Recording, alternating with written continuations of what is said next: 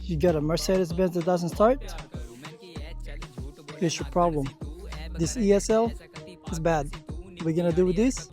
Here's how to fix it. See this? Go ahead, throw that away. Next, come get this ESL emulator from us. Install it. Go underneath.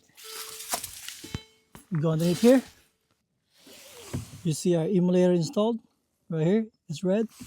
But when you start it, insert the ignition. Then you'll see that green. And your car will start. There you go, guys. Come get your ESL emulator for me. I'll help you out.